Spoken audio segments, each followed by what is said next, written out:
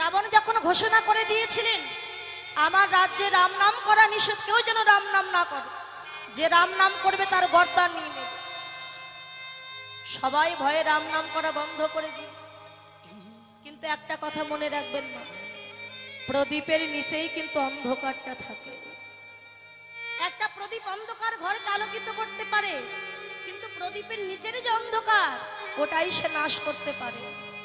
আর রাবণেরই ভাই বিভীষণ গোপনে বসে রাম রাম রাম রাম।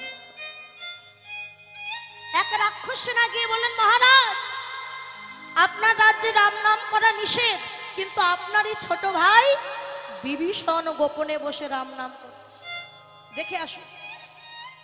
রাবণ উন্মত্ত পাগলের মতো ছুটতে ছুটতে গিয়ে দরজাটা খুলে দিয়ে দেখতে পেলে সত্যি বসে বসে রাম রাম রাম নাম করছে। রাবণ ক্রোধান্বিত হয়ে ছুটে গিয়ে এমন করে বিভীষণের বক্ষে লাথি মেরেছে যে বিভীষণ ছিটকে গিয়ে মাটিতে পড়ে গেছে।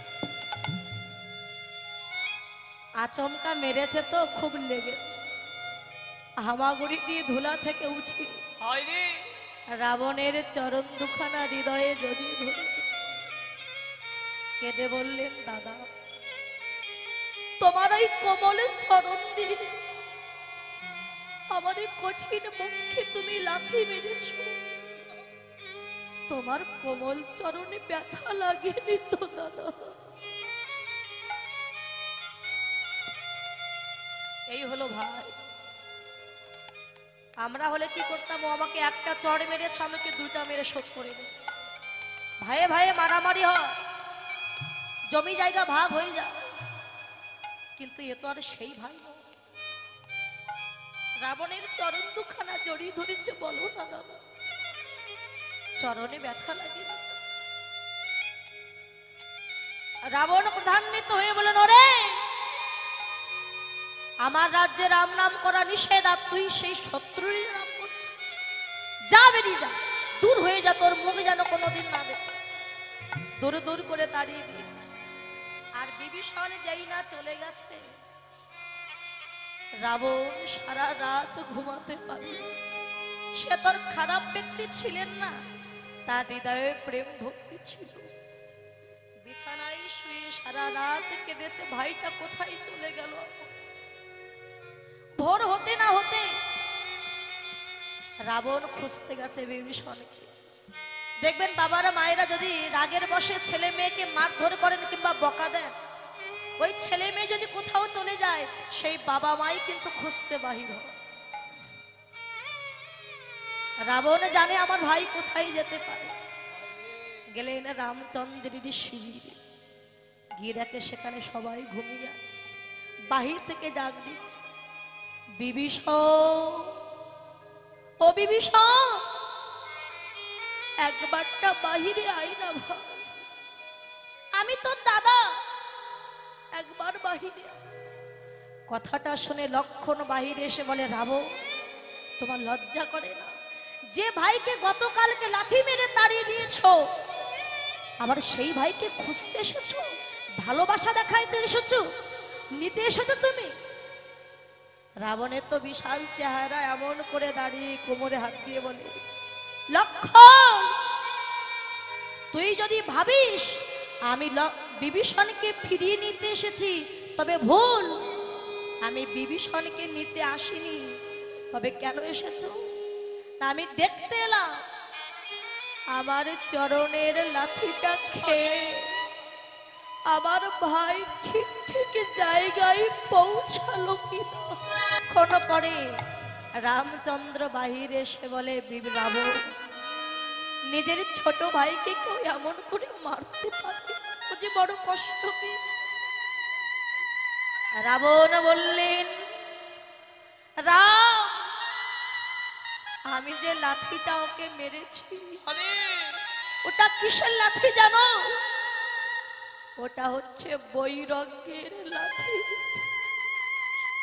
আমি যদি ওই লাঠিটা তোকে না মারতাম, আমার ভাই যে সংসার ছেড়ে কোনদিন তোমার চরণে আসতে পারত না।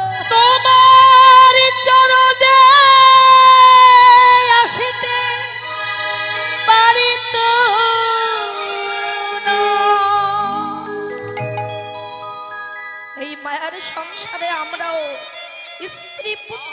লাঠি ঝাঁটা না খাওয়া পর্যন্ত ভগবানের চরণে কেউ যায় না। বিভীষণ, তুই তো পেয়েছিস রামের চরণ, আমি তো পেলাম না। যেদিন শুনবি তোর দাদা রাবণ মারা গেছে, সেদিন একটু রামচন্দ্রের কাছে প্রার্থনা করিস মা। ভব নদীর পারে গিয়ে যখন দাঁড়াবো, সেদিন যেন নিজ গুণে কৃপা করি ওই চরণ তরিতে করে।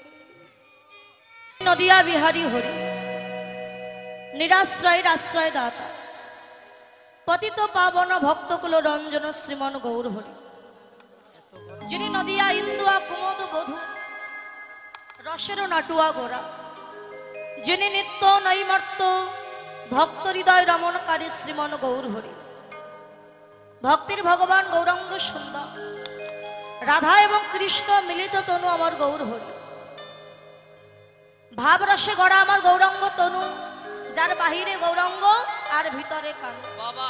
চৈতন্য চরিতামৃতে বললেন, রাধা কৃষ্ণ একই আত্মা দুই দেহ ধরি, অনুনান্যে বিলাস রস সাধন করি, সেই দুই দেহে চৈতন্য গোসাই, ভাব রস সাদিতে দোহে হইল একঠাই। রাধা এবং কৃষ্ণ মিলেমিশে কলিযুগের মাঝে গৌর হয়ে এসেছে। তার কারণটা কি বাবা? ওই যে চৈতন্য চরিতামৃতে বললেন, কৈছন তুয়া প্রেমা, কৈছন মধুরিমা, কৈছন সুখে তুয় ভো, এতিন বাঞ্ছিত ধন ব্রজে না হইল পুরাণ, ভাবিয়া মুই না পাইনু ওর। তাই ভাবিয়া দেখুন মরে শ্রী রাধার স্বরূপ বিনে, এ বাসনা পূর্ণ কভু নয়। তাই রাধা প্রেম গুরু করি, রাধা ভাবকান্তি অঙ্গে ধরি, নদিয়াতে গিয়ে হব। ভগবান এসেছিলেন কবে মা? দাপর যুগ শেষ, কলিযুগ আগত। ঠিক সেই সময় ভগবান শ্রীকৃষ্ণ রায়ধনীকে নিয়ে তো লীলা সমর্পণ করে ওই শয়ন মন্দিরে শয়ন করেছে। রায়ধনী আপন বধূকে কাছে পেয়ে গোবিন্দের কোলে মাথা রেখে ঘুমিয়েছে। গোবিন্দ রাধারানীর বদন পানে লক্ষ্য করছেন আর মনে মনে চিন্তা করছেন, রাধে আজকে আমার কোলে তুমি যে সুখের বিলাস করছো, শয়ন করে আছো, এই সুখের বিলাস আর বেশি দিন থাকবে। আমি তো চলে যাব নদিয়া, তার নদিয়ায় গিয়ে গৌর হব। গৌরের রূপটা কেমন, গৌরকে দেখতে কেমন, এই রূপটা আমি গোপনে তোমাকে একটু দেখাতে চাই। রায়ধনী ঘুমিয়ে আছে। এমন সময় ঘুমের ঘরে দেখতে পেলে সম্মুখে একটা মানুষ দাঁড়িয়ে আছে, অপূর্ব সুন্দর, মস্তকটি মণ্ডল, হাতে আছে কুমণ্ডল, দুই নয়নে কৃষ্ণ প্রেমের বাণী। এত সুন্দর দেখতে, সেই রূপের মানুষকে দর্শন করে আমার রায়ধনী ঘুমের ঘরে চিৎকার করে উঠলেন, প্রাণনাথ।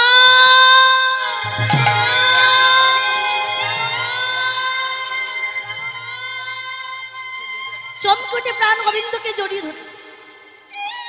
গোবিন্দ বলেন, রাধে কি হয়েছে তোমার, অমন করছো কেন রাধে? ও বধূ, কেন আমার এমন দশা হলো বলতে পারো? রাধে বলো তোমার কি হয়েছে? বধূ, আমি শয়নে স্বপনে সদা সর্বক্ষ আমি তোমার চাঁদ বদনটা দর্শন করি,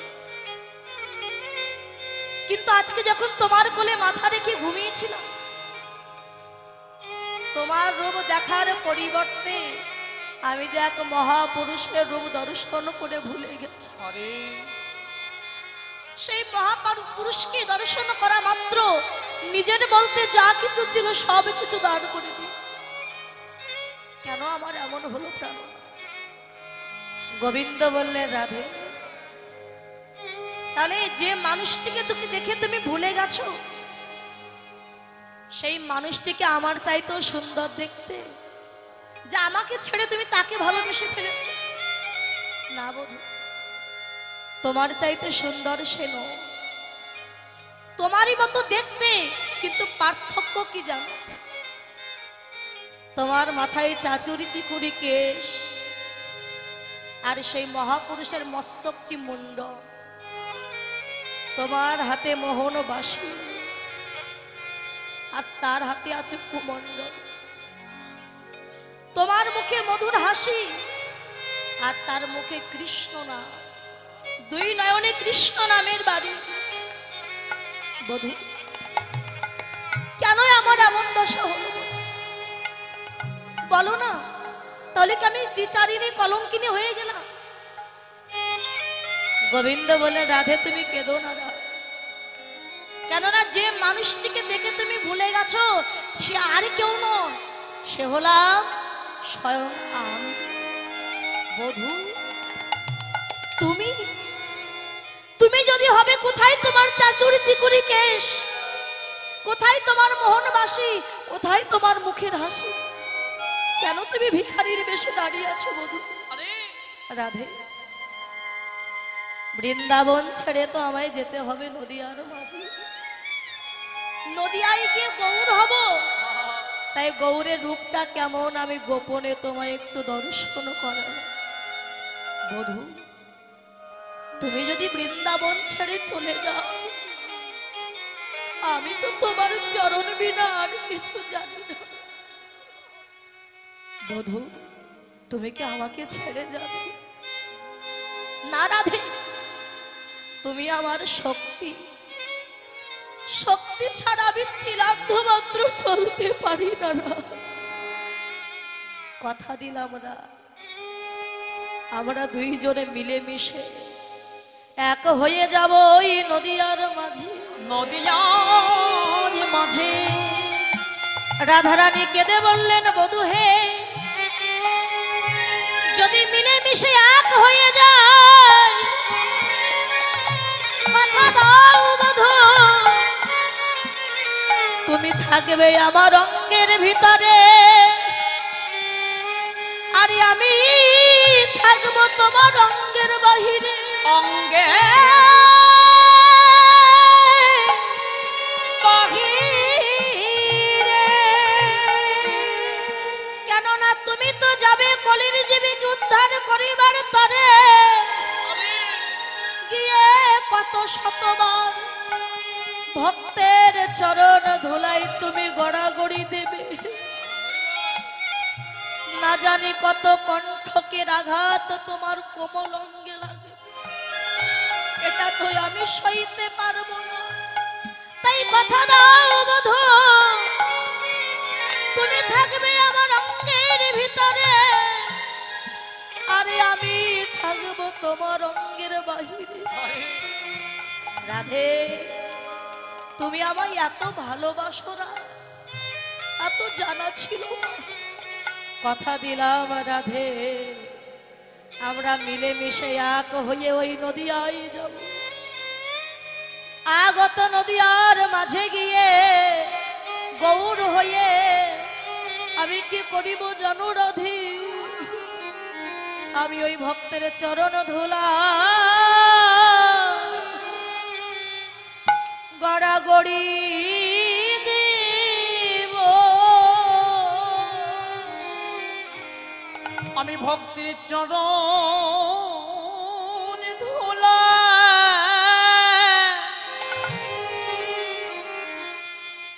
হবি গড়াগড়ি দিব। জয় রাধে কৃপা,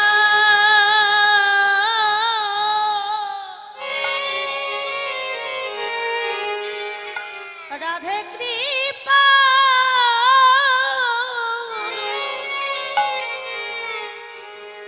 কৃপা করো বলে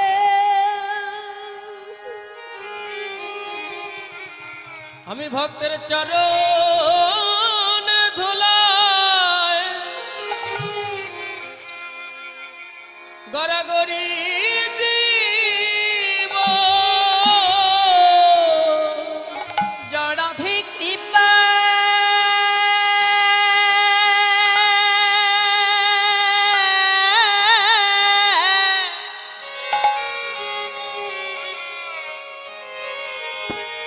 জয় রাধে কৃপা করো বলে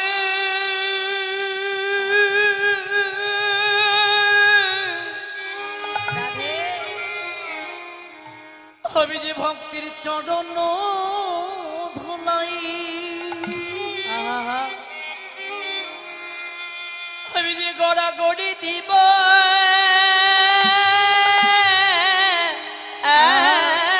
রাধে গো আমি ভক্তের চরণ ধুলাই গড়াগড়ি দেব। আর যে ভক্ত কোনদিন বদনে হরি বলে নাই রা, সেই কাঙাল ভক্তকে বক্ষে জড়াইয়ে ধরে আমি কি করিব জানো? আমি নিজে কাঁদিব জগৎকে কাঁদাইব। আমি কাঁদি বয়া জগৎকে কাঁদাইব, আমি নিজে কাঁদি বয়া জগৎকে কাঁদাইব। রাধে কৃপা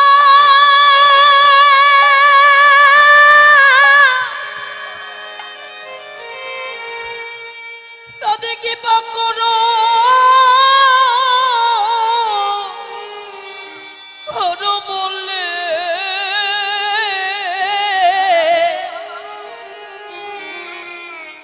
আমি নিজে কাঁদি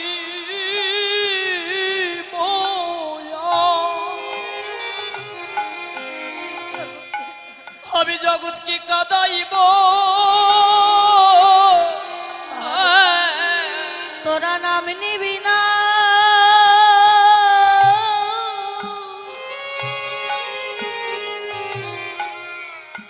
নাম নিবি না,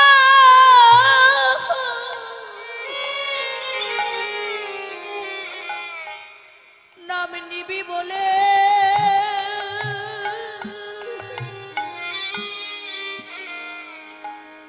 আমি নিজে কাঁদি বয়া।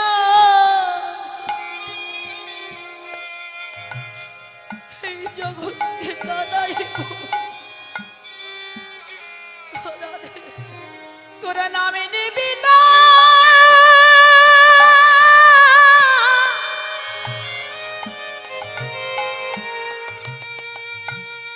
তোরা নামে নিবি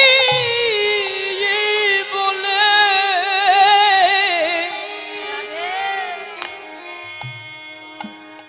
আমি নিজে কাঁদি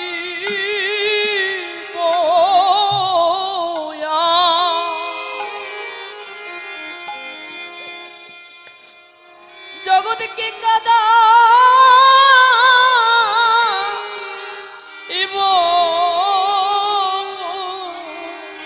তোরা নাম নিবি না,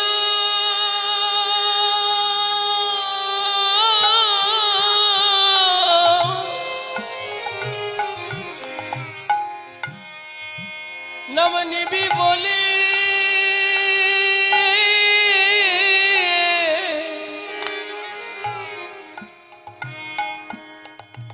আমি নিজে কাঁদি বয়ার জগৎকে কাঁদাইব। রাধে গো যদি কেউ ডাকার মতোই আমায় ডাকিতে পারে,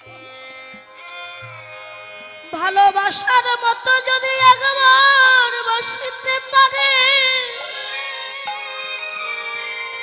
আমি যে সব সইতে পারি। কিন্তু কখনো কোনো দিনের জন্য ভক্তের নয়ন জল তো আমি সইতে পারি না। যদি ডাকতে হয় তাহলে মন তুলসী আর নয়ন গঙ্গার জল দিয়ে হা গৌরী কৃপা করো বলে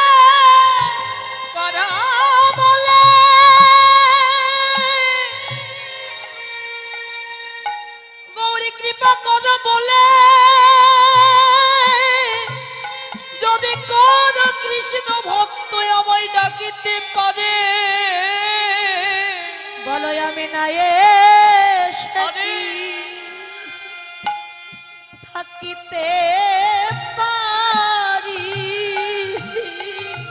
বলো বলো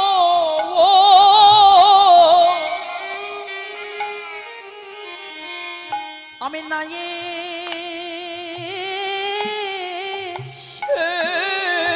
কি থাকিতে পারি?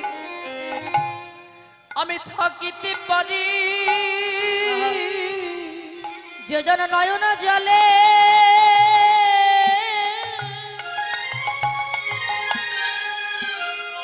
আমায় ডাকতে পারি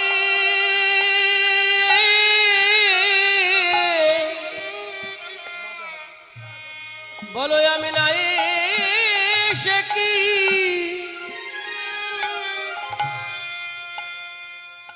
আমি থাকতে পারি?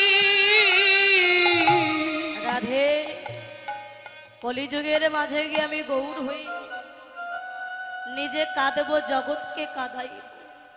কেননা আমি যদি হরি বল না বলি, জগতের জীব তো কখনো হরি বলবে না।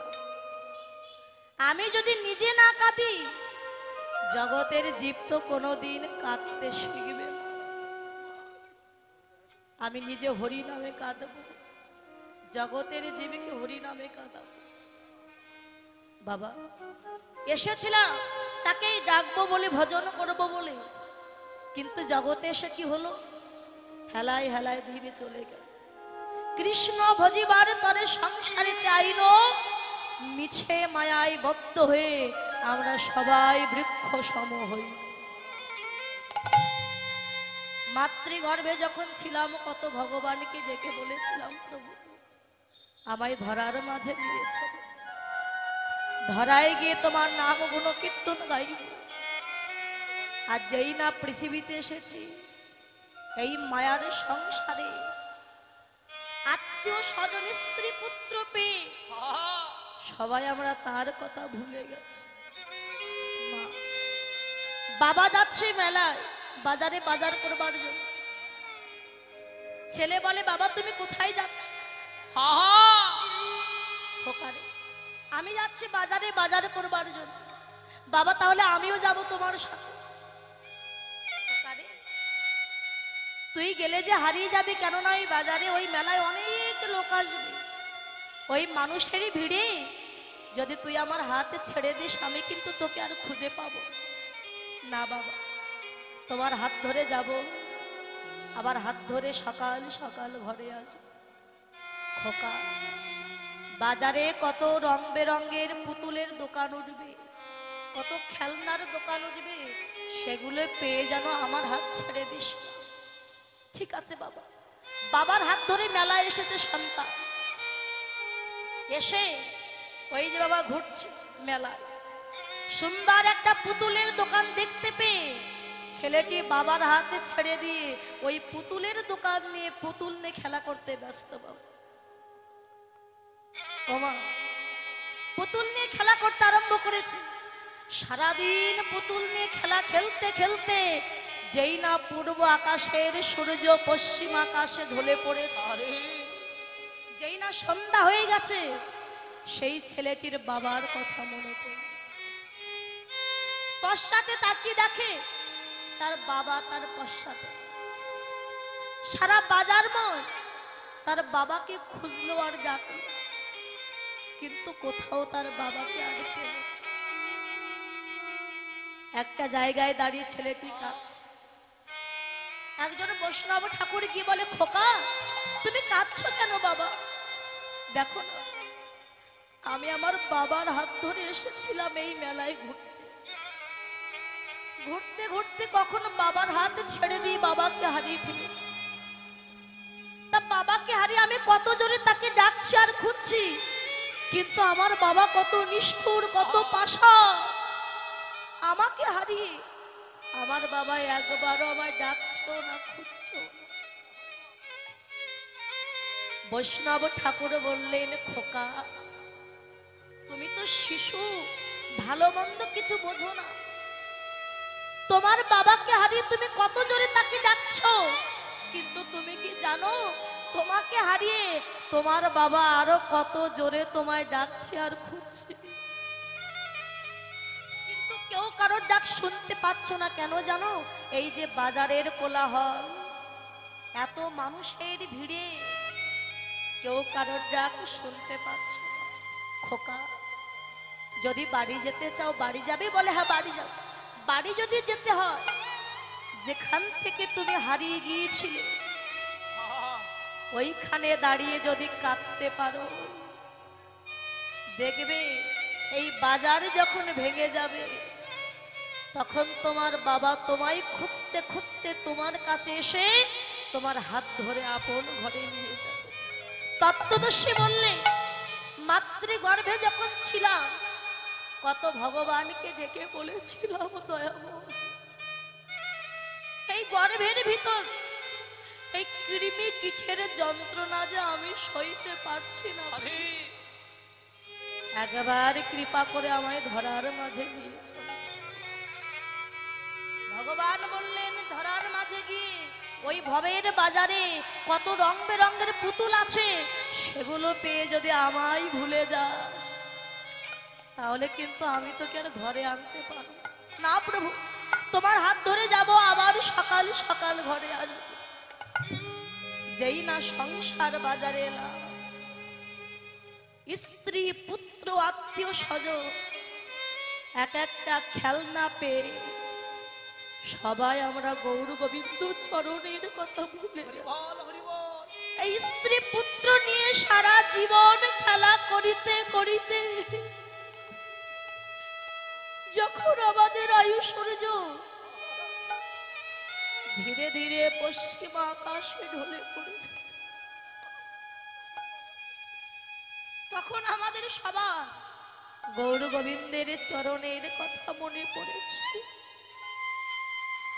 সংসার বাজারে পড়ে কাঁদছি, উদ্ধার হব বলে বৈষ্ণব গীত কবি বললেন, ওরে জি আস্তে, সংসার বাজারে পড়ে কাঁদলে কোনদিন যে আমার গৌর গোবিন্দের কৃপা পাবে। যদি পেতে চাস সংসার বাজার ছেড়ে সকাল সকাল যদি সাধুগুরু বৈষ্ণবের বাজারে গিয়ে বৈষ্ণবের চরণ দুখানা হৃদয়ে জড়ায়ে ধরে যদি একবার কাঁদিতে পারো, আমার ভগবান কি দূরে থাকিতে পারে? ভক্তের কাছে এসে কেঁদে বলে, ভক্ত রে তুই অমন করে আর কাঁদিস না রে, আমি যে তোর নয়ন জল সহিতে পারি না, কেন আর দূরে দাঁড়াই কাঁদছিস? অমন করে দূরে কাঁদিস না রে, একবারে আয় ভক্ত, ভক্ত আমার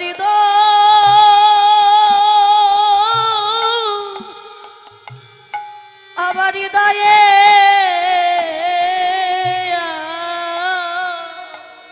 একবার হৃদয় গৌর হরিব, একবার আয়া ভক্ত,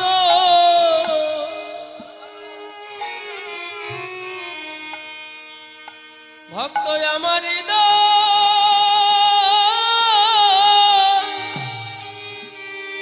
হৃদয়ে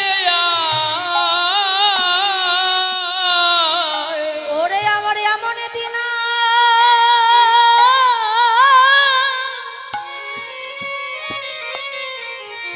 এমন দিন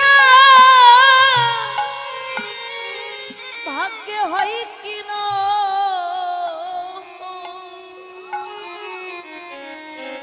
একবারে আয়া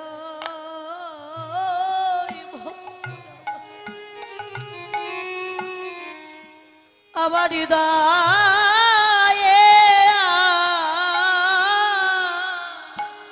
আমার এমন দিন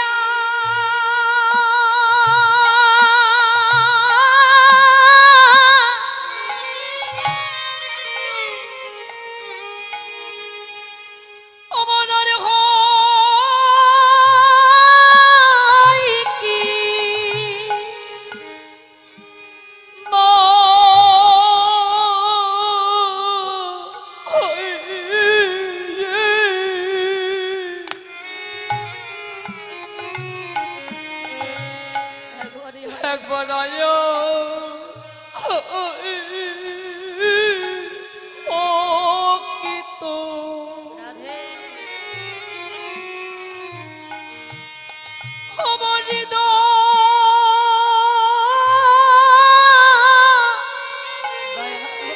আমার হৃদয়ে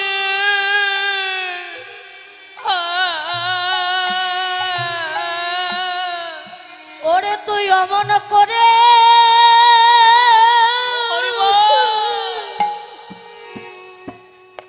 আর কাঁদিস না রে। তুই অমনি করে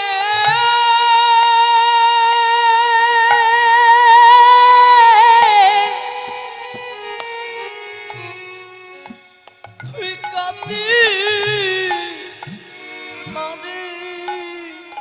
একবারে আয়া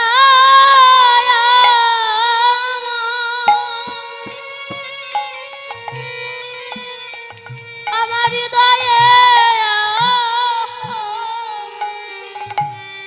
তুই অমন করে আর কাঁদিস না রে। বলি একবার আয়া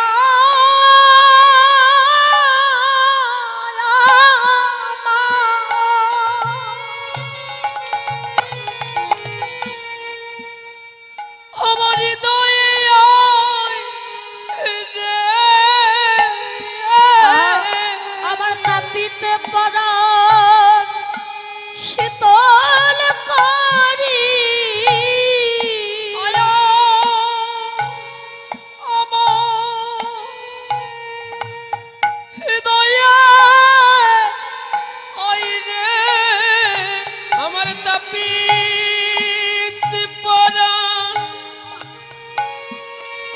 শীতল কারি আয়া আমার আমার হৃদয়ে আই রে আমার তাপিত পরাণ শীতল করে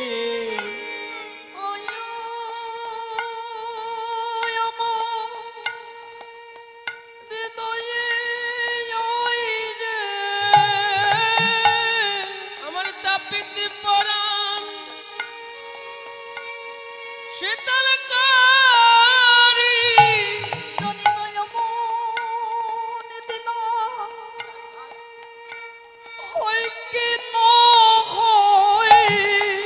ওরে একবার আয় আমার হৃদয়ে আয় রে আমার দেখিতে দেখিতে গুণ ফুরায় গেল ওরে আয় আমার হৃদয়ে আয় রে আমার হাসি খেলিতে চলে গেল একবার আয় আমার হৃদয়ে আয় আমার রে কোনো দিনে মরে ফুরায় গেল ওরে আয় আমার হৃদয়ে আয় রে বিনয় প্রতি জনমে জনমে ওরে আয় আমার হৃদয়ে আয় রে আমার এমন দিন আর হইতি না আয় আয় ভক্ত হৃদয়া এমন দিন আর হয় কি না হয় আয় আয় ভক্ত হৃদয়া তুই অমন করে আর কাঁদিস না। ভক্তাধীন ভগবান আজকে পারিষদ ভক্তগণকে সঙ্গে নিয়ে ওই সরধনী গঙ্গার কিনারায় খেলা খেলিতে খেলিতে বৃন্দাবনে সেই গোষ্ঠলীলার কথা মনে পড়ে যে চিন্তা করলেন আমি সেই বৃন্দাবনের কৃষ্ণ গোঠে যাওয়ার তো সময় হলো, আমার ধনুবৎস কোথায়, সখাগণ বা কোথায়? হরে এই মহাপ্রভু পুরা ভাবে বিভোর হয়ে গিয়ে তিনি কি করলেন, ধবলিশা বলে বলে এ সঘন ডাকিল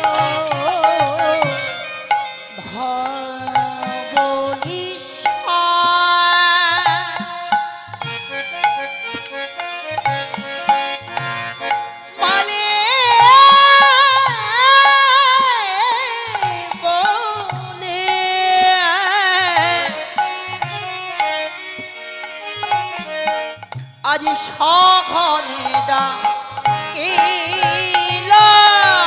বলে ধবলি তোরা ধার বলি বলে ধবলি তোরা ধর বলি ভবলি তোরা হর বলি ওই না হরি নাম মহামন্ত্রে ধবলি তোরা ধার বলি বলে হরি নামে এই মহামন্ত্রে ভবলি তোরা হর বলি আর হরি নাম ওই না মহামন্ত্রে ধবলি তোরা ধার বলি ওই না হরি নামে এই মহামন্ত্রে বলে ধবলি তোরা ধার বলি হরি নামে মহামন্ত্রে ওরে ধবলি তোরা ধর বলি এই হরি নামে মহামন্ত্রে ওরে ধবলি তোরা ধর বলি হরি নামে মহামন্ত্রে ওরে ধবলি তোরা ধর বলি হরি নামে মহামন্ত্রে ভবলি তোরা ভর বলি আর ধবলি বলি বলে আজ রাতিতে ধবলে শ্যামলি বলে দেখছে কলি জীবনে জীব তোরা আর মোহ মায়ার ঘুমে ঘুমিয়ে থাকিস না। একবার চেয়ে দেখে তোদের লাগে কি ধন এনেছে যে ধন গোলকে গোপনে ছিল কোন যুগে কোন যুগ অবতারে নিয়ে আসে আজকে তোদেরকে কৃপা করবার জন্য দেওয়ার জন্য আমি সেই ধন দিচ্ছি সেই অনার্পিত চরিং চিরাত করুণা অবতীর্ণ কলৌ সমর্পয়িত মন্য তোজ্জল রসং স্বভক্তি শ্রিয় যা কখনো কোনো দিনের জন্য অর্পিত হই হরে একবার হরি নামে নামেতে নামা কি নামাবে হরি নামে নয়নের বাড়ি নামা আচ্ছা হরি নামে নয়নের বাড়ি নামাতে হবে কেন রামকৃষ্ণদেব ওনার শিষ্য ছিল বিবেকানন্দ তা রামকৃষ্ণদেবকে বলেছিলেন গুরুদেব আচ্ছা হরি নাম করলে ভগবান পাওয়া যায় নাকি হরি নামে কাঁদলে ভগবান পাওয়া যায় রামকৃষ্ণদেব বললেন দুটোরই প্রয়োজন আছে তবে হরি নামে কাঁদতে হবে কেন গুরুদেব আর তুই একটা বৃক্ষ রোপণ করেছিস ওই বৃক্ষটিকে যদি বড় করতে হয় মাঝে মাঝে বৃক্ষের গোড়ায় একটু জল দেওয়ারও প্রয়োজন আছে জল দিতে হবে নাহলে বৃক্ষ বড় হবে না বলে গুরুদেব বুঝলাম না একটু ভালো করে বুঝিয়ে দাও তা রামকৃষ্ণদেবের আরেকজন শিষ্য ছিল গিরিশ ঘোষ বললেন যা তো গিরিশ একটা লোহা আর একটা চুম্বক নিয়ে চুম্বক চেনেন না মা চুম্বক এনে বিবেকানন্দের হাতে দিয়েছে বিবেকানন্দ এক হাতে লোহা এক হাতে চুম্বক নিয়েছে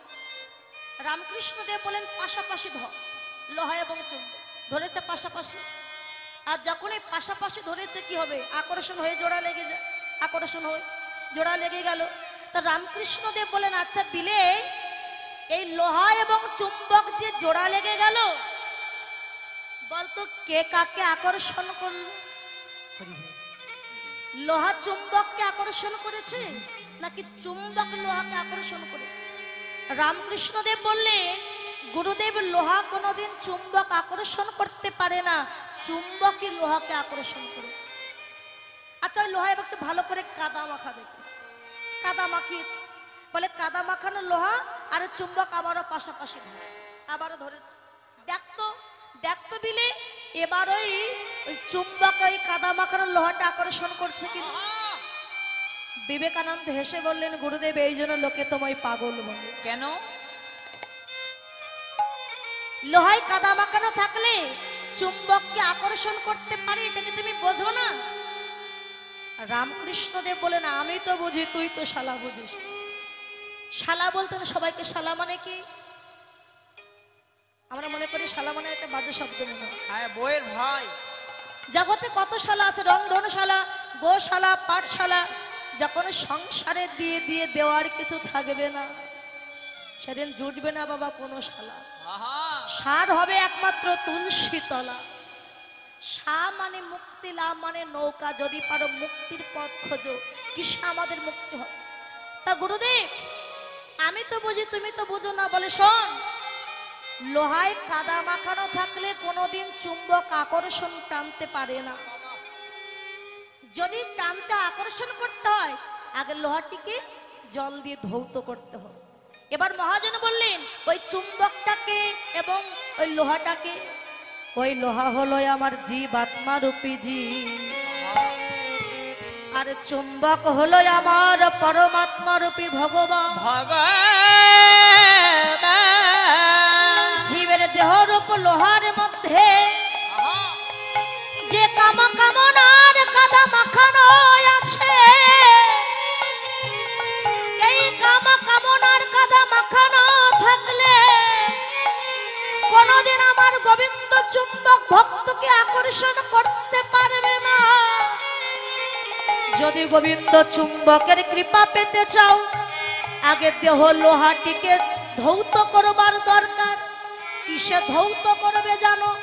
আগে নয়ন জলে হৃদয় ধৌত করে দাও, আগে নয়ন জলে হৃদয় ধৌত করে দাও, আগে নয়ন জলে হৃদয় ধৌত করে না। যদি গোবিন্দ কৃপা পেতে চাও গো নয়ন জলে হৃদয় ধৌত করে দাও, গোবিন্দ কৃপা।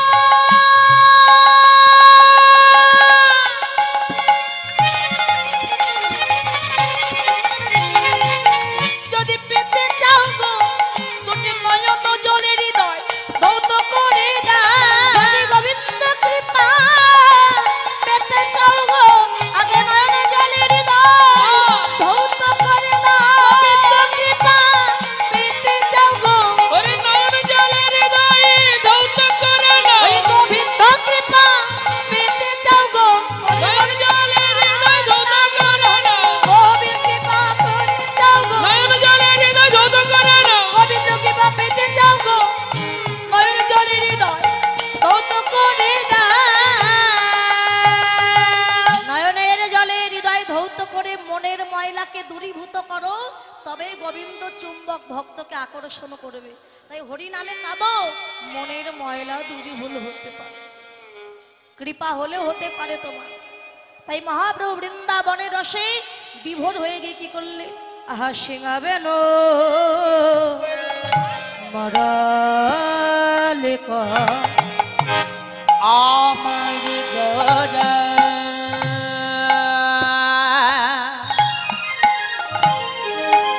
গড়া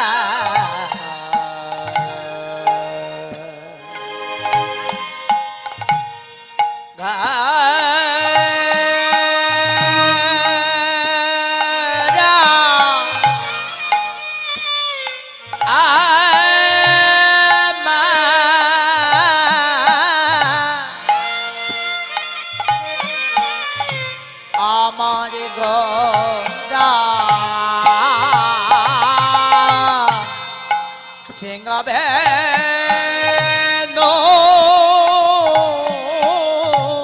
মুরলী এবা মরলিকা হরিয়া জয় হরে রে কেবা সিঙাবে না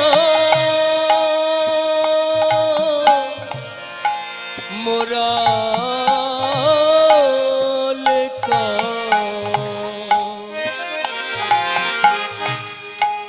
করিয়া জয়র ধ্বনি রে। আরে হই হইব লিয়া গোরা গোরা গোরা ফিরানো পাচনে পাচনে, কিবা হই বলিয়া গোরা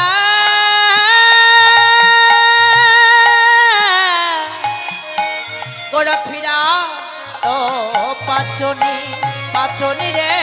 আমি তারি হই তারি আমি হই, তারি হই তারির হ, আমি তারি হই তারি হই, আমি তারি হই তারির হ, আমায় যে বলিবে হই হই তারি হই তারি হই, আমায় যে বলিবে হই হই আমি তারির হই তারির ঘর যার নয়ন জলে ডাকিতে পারে তারি হই তারি যে জন নয়ন জলে ডাকিতে পারে আমি তার হই তার ঘর আর হই হইব লিয়া গোড়া গোড়া ফিরানো পাচনি পাচনি রে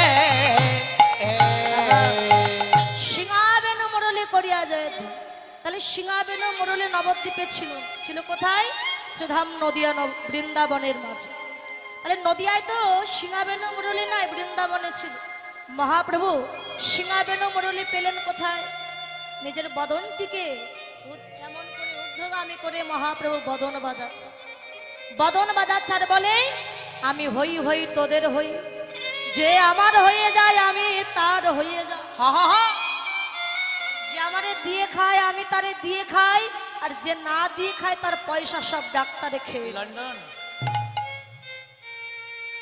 আমাকে দাও ভগবানকে যদি দিয়ে কোনো বৈষ্ণব ভক্ত সেবা করে সেটা প্রসাদী হয়ে যায় আর যে ভগবানকে না দিয়ে সেবা করে তার ভগবান এমন একটা ব্যাধি দিয়েছে যে 50 লক্ষ টাকা খরচ করলেও আর সুস্থ হচ্ছে ওমা এই মায়ার সংসার মায়াকে তো ফাঁকি দেওয়া অত সহজ নয় অত সহজ বাবা মায়ার সংসারে যতদিন মায়ার লাথি না খাবে ততদিন কিন্তু ভগবানের চরণের প্রতি অনুরাগ কারোরই জন্ম নেবে ত্রেতা যুগে রাবণ তারা কয় ভাই ছিলেন মা রাবণেরা কয় ভাই ছিলেন 6 ভাই না মায়েরা বলে হ্যাঁ 3 ভাই রাবণ কুম্ভকর্ণ বিভীষণ